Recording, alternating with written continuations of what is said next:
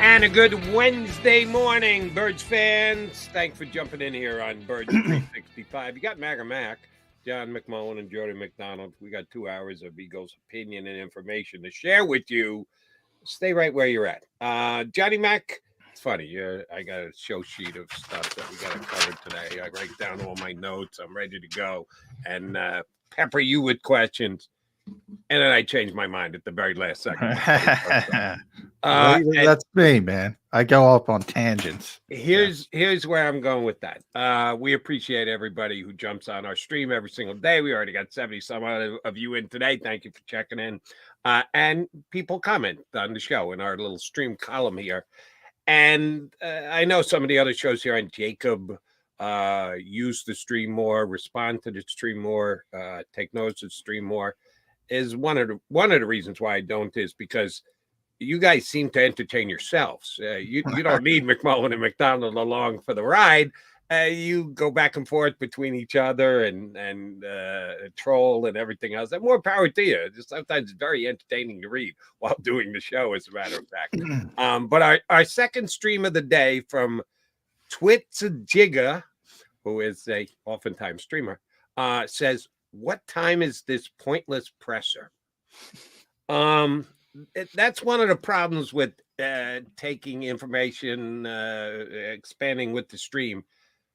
I don't know if he's being ironic or sarcastic, or if he's actually trying to state a point that today is a pointless press conference. I don't believe that for a millisecond. I kind of think it's a rather important press conference, and it's shown by the fact I don't know what he means. The best way to communicate is face-to-face. Now, I'm guilty as hell. I text a lot. I send out about 40 texts every one telephone call I make these days. It's just easier. And if it's going to be long and drawn out and important, you probably should hit the call button and talk to somebody, because you can't always pick up on sarcasm and the like. I don't know if he means it or not, Johnny Mac, but how important is today's press conference?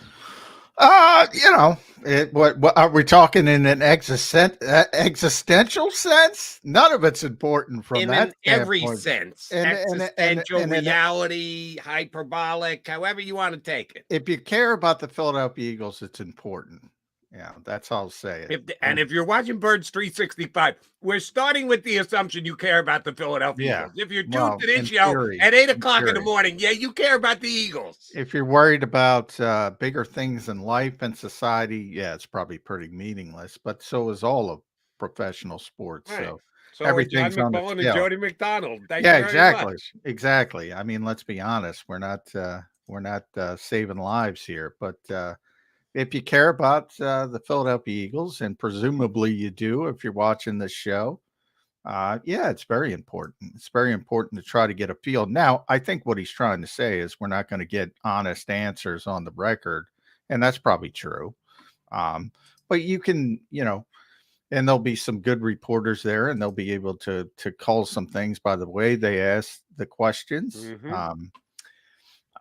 So you'll be able to get some information if you want it. If you go in with that mindset of, it doesn't mean anything. I mean, it doesn't mean we're talking about offensive coordinators and defensive coordinators. I saw a mind-blowing stat yesterday to the point I had to look at it. I go, this can't be true. There's not an offensive coordinator in this league in place from 2022 backward. It starts at 2022. Now, Dave Ragone, I think in Atlanta, is still technically employed, but they fired Arthur Smith, so he's gone. Not one, Jody. Not one. That it's unbelievable. So, when we talk about the next offensive coordinator, whoever it's going to be, Kliff Kingsbury, the latest to interview, not going to be here long. One of two things are going to happen. He's either going to be really good and he gets another head coaching job, or he's going to be Brian Johnson and the people are going to crap on him out the door. So, that's the league as a whole, not just the Philadelphia Eagles. Right. I always talk about the Pittsburgh Steelers and they're the definition of continuity, and they are from a head coaching standpoint. 3 coaches since 1968. Let me repeat that. 1968. They fired their offensive coordinator in season this year. Right. Yeah. So from that point, is it pointless? Probably a little bit, who the next offensive coordinator is going to be. But, I think depends on the way you look at it. Let me add to your conversation from a pointless point of view, because I've gotten some of that. We've gotten some of it here on our stream, and I've gotten calls on WIP and heard other calls. The mindset that, well, you might not want to hire a guy because if he comes in and he's good, he's just going to get a head coaching job somewhere else. So you should think twice before you hire a guy. Hello, what do you want to hire? A stiff?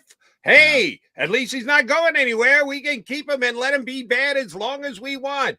That's an ass backwards way of looking at things, ladies and gentlemen. You don't want to go there. Howie Roseman and Jeff Lurie, and they'll try and sell us on Nick Sirianni being involved, which I won't buy. I guess we're back to is this a pointless thing that the Eagles are going to meet with the media today? It's going to be a executive hire with their new offensive and defensive coordinator. They should have one job there. Get the best guy for the job for 2024. Don't worry about, we could lose him, or run in fear of, if he's bad, there's all this turnover. Did you hear the stat McMullen gave? No offensive coordinator left in the league from 2021. That's the gig. That's what it is in the NFL these days.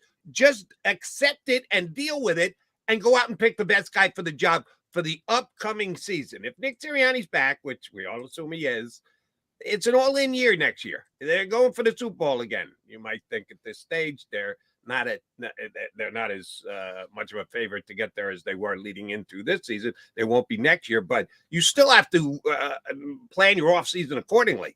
You want to go to the Super Bowl again next year. We're not building anything. This is not a taking it in steps process where the Eagles are at. Get the best guy for the job next year, and don't let anything else factor into your decision. Do you think Howie Roseman and Jeff Lurie are going down that road?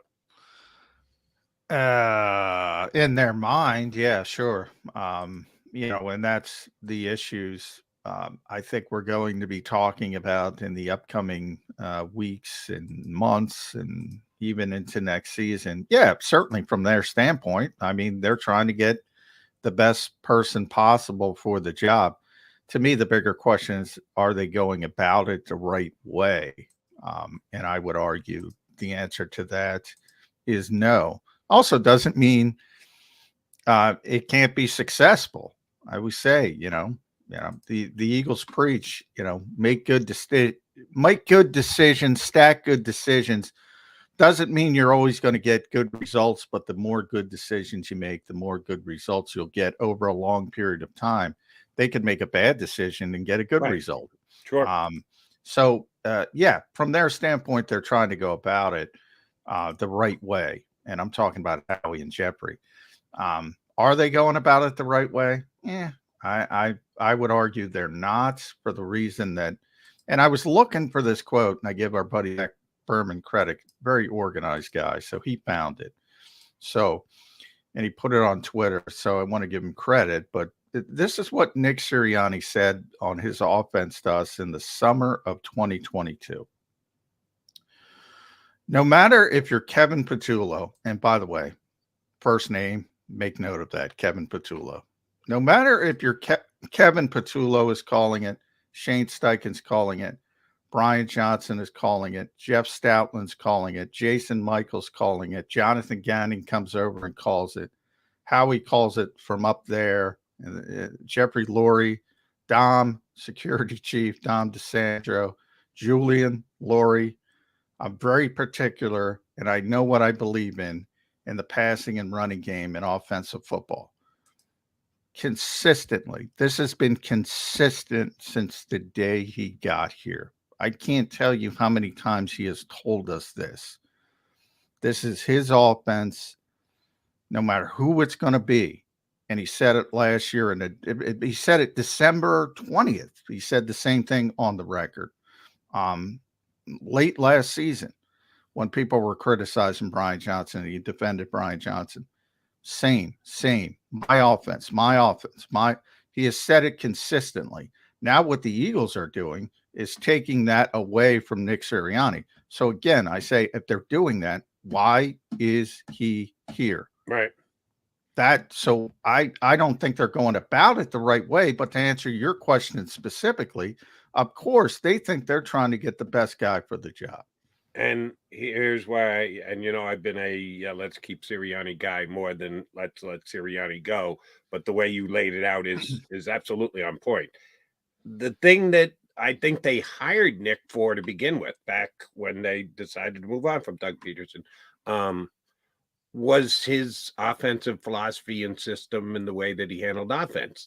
And if you're going to strip him of that, and basically when the first guy you interview is Kliff Kingsbury, who is a completely different kind of an offensive guy with a different game plan, a different way to attack, it kind of lifts the lid off what you're trying to do here. Yeah, you're saying it's not going to be serious. No matter how vigorous he was in describing the offense as his offense, you're telling him it's not his offense anymore. So, yeah, why is he here? There's got to be another reason. His motivational skills, his organizational skills. It's not for his defensive knowledge. We know that. The defense is going to be run by whoever they bring in to run the defense. So, yeah, why is he here? They just like him.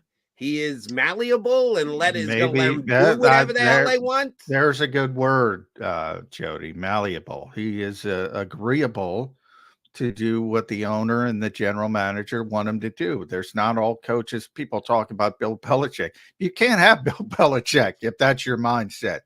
You can't even have Mike Vrabel if that's your mindset. You can't have certain coaches if that's your mindset.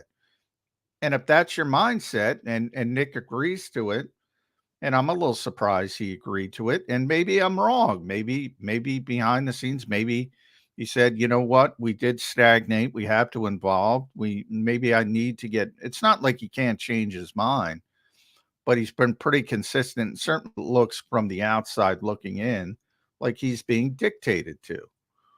I mean, I don't see how you look at it any other way. He's being dictated to.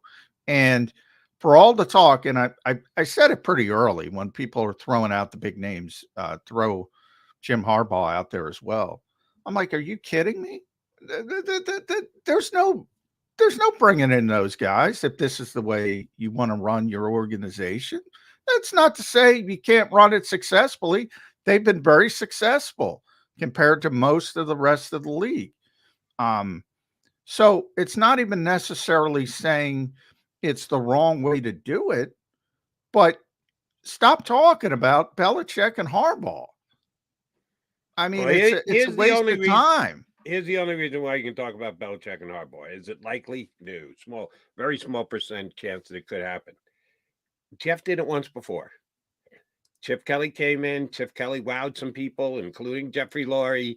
And he said, Howie, guess what? We're moving you to the other side of the building. Feel free to take a world tour on how to be a better executive and general manager because, yeah, Chip's going to run the show for a period of time. Little do we know it's going to be a very short period of time.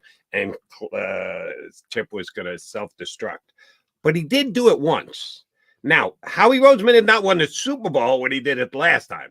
Now Howie's got that pelt on the wall. It's going to be a lot more difficult for Jeffrey to go, yeah, Howie, I'm going to need you to step out of the picture, Howie. Just step aside here for a second. He has done it, so you can't say there's zero chance. Well, it's been a really small chance. He's been the owner he has done it, you're right, but he's been the owner for almost 30 years. We're at almost 3 decades. So that's a pretty large sample size. He called his greatest mistake giving Chip Kelly that power. So, could he do it again? Everybody's a human being. I say it all the time. He called it his biggest mistake in 30 years. So, play the odds. You're a betting guy. Play the odds. Yeah, substantial favorite that he's not going down that road again. Yeah. So that's why I say that people going down the Belichick and Harbaugh routes, you're barking up the wrong tree. I would tend to agree. But last thing, and then we'll set up for our first guest. If you're a regular streamer here on Birds 365, Wednesday mornings, more likely than not, Mike Gill is going to join us. It is very likely that that's going to be the case within the next 5 minutes. Kliff Kingsbury. Let's see what was the first thing. Here's how I'll ask it to you. What was the first thing that popped into your mind when you heard the Eagles are planning on meeting with and interviewing Kliff Kingsbury for their offensive coordinator? Lincoln Riley. Exactly Lincoln right. Riley. That's exact. See, you and I do the show together, so we many a thing we think right along the same line. This is a Howie move if ever there was one. Yeah. Do you really think Nick Sirianni goes, hey, that Kliff Kingsbury is only an assistant. He's only a consultant for USC. He is a pretty smart, innovative offensive guy. We could talk to him if we're going to move off Brent. You really think that the coach went there? No. This was Howie on the phone with his boy Lincoln Riley, and Lincoln going, I've got Kliff Kingsbury on my staff, and we don't have a spot, but he is a genius offensive guy. Yeah, this is Howie 110%. Oh, yeah. The first call, I think a lot of people don't remember. The first call Howie Roseman made to a candidate in quotation, after the team moved on from Doug Peterson was Lincoln Riley. He loves him. And then you add in the fact of, he got the most out of Jalen Hurts at the college level. And now you have the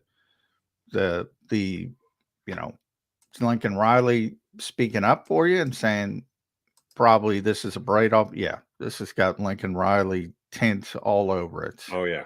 Which means it's a Howie hire, which means we know where they're going. They'll deny it to that. You thoroughly expect when you guys get in there and they start fielding questions that the hiring are going to be collaborative efforts, right? It's going to be. Oh, yeah.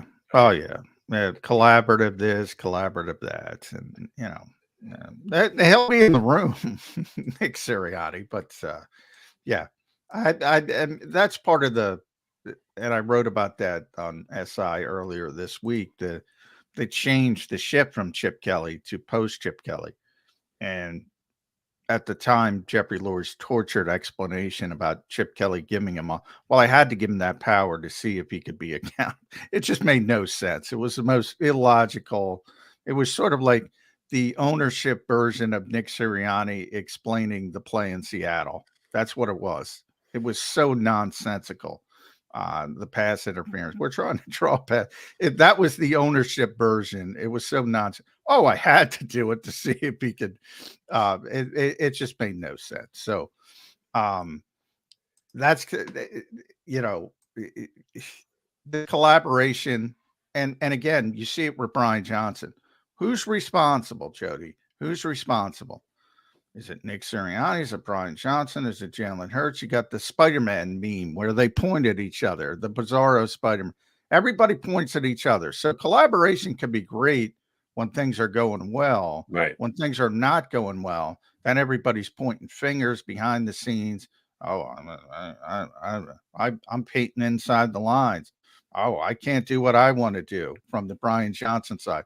From the Nick Sirianni side, he's honest that he says it's his offense, but people are, saying essentially what the Eagles are telling you is, well, it's not Nick's fault because they were good with Shane Steichen. It's Brian's fault because the only difference is Shane Steichen to Brian Johnson. So it becomes Brian Johnson's fault, and nobody wants to point the finger at the quarterback, although more people should be pointing the finger at the quarterback as well. And, oh, by the way, something you just said, Nick's honest. Except when he isn't, except when he tells you guys, oh no, we're not making any changes. Honest about that. About that, yes. But see, that's part of the problem. I don't know if I can trust Nick anymore. He had been pretty damn honest his first couple of years here. When the spit hit the fan this year, Nick decided I got to get in line with everybody else, and when in doubt, I got to lie for the best of me and the team, and I got to pull the wool over the Eagles fans' eyes, and the players know he's doing it. Certainly, they knew with the whole side thing that he was being pushed into the luxury box. So, as a motivator, it's a guy who's going to be in control of all these guys. You tell me the truth now, Coach, or are you lying for the sake of the organization? And there's going to be some lying going on Today. Oh, yeah. I Uh, guarantee you that. All right. He is McMullen. I'm McDonald. You got Mac and Mac, Birds 365. We see Mike Gill. He's ready to jump in with us from down the shore. The Sports Bash on 97.3 ESPN Radio. Mike Gill, next, Birds 365. Go to get your